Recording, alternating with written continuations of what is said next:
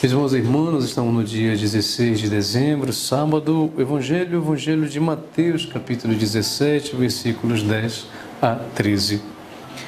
Ao descerem do monte, os discípulos perguntaram a Jesus por que os mestres da lei dizem que Elias deve vir primeiro.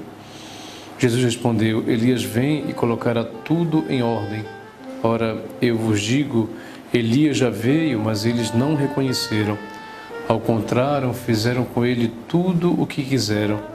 Assim também o Filho do Homem será maltratado por eles.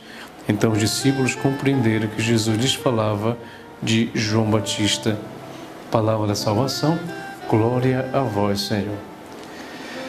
Meus irmãos e irmãs, Evangelho que nos alimenta diariamente, sempre temos a oportunidade de poder nos colocar diante de Deus a partir da palavra que Ele mesmo dá para cada um de nós. E até mesmo em determinadas situações em que a palavra não é bem compreensível numa primeira leitura. É por isso que é importante sempre também olharmos o contexto da palavra que nós lemos, porque no contexto nós vamos entender melhor aquilo que aquelas palavras querem dizer. Como, por exemplo, no Evangelho de hoje. Os discípulos perguntaram a Jesus por que os mestres da lei dizem que Elias deve vir primeiro. E Jesus respondeu: Elias vem e colocará tudo em ordem. Ora, eu vos digo, Elias já veio, mas eles não o reconheceram. Ou seja, aqui, então, é uma pergunta até mesmo doutrinária que os discípulos fazem a Jesus e a interpretação que deve ser dada de uma forma correta para poder entender a pergunta que foi feita. Isso muitas vezes acontece conosco, meus irmãos e irmãs. Se vocês pensarem bem, por exemplo, você como um cristão católico, como é que você responde a uma objeção, por exemplo, sobre as imagens? Vocês católicos adoram imagens? Porque está lá no Levítico, não façais escultura nenhuma, nem de deuses da terra ou de deuses do céu, e assim por diante. Como você se comporta quando, por exemplo, alguém pergunta sobre a reencarnação?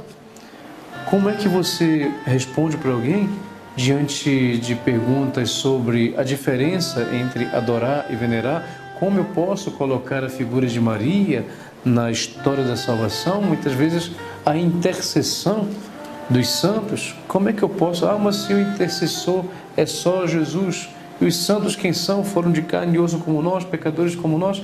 Vejam, hoje são essas perguntas que muitas vezes são nos colocadas na nossa fé.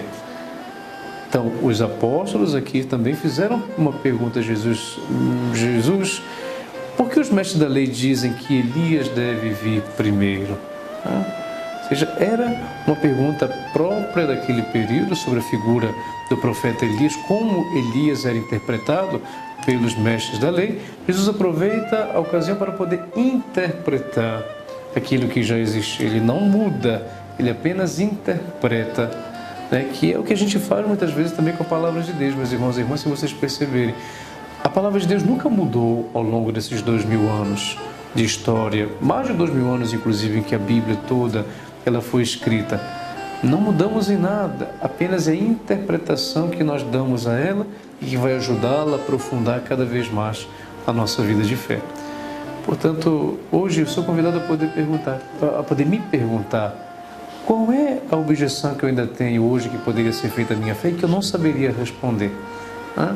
Veja aqui que Jesus respondeu para os discípulos: Elias vem e colocará tudo em ordem. Ora, já vos digo, Elias já veio, mas eles não o reconheceram.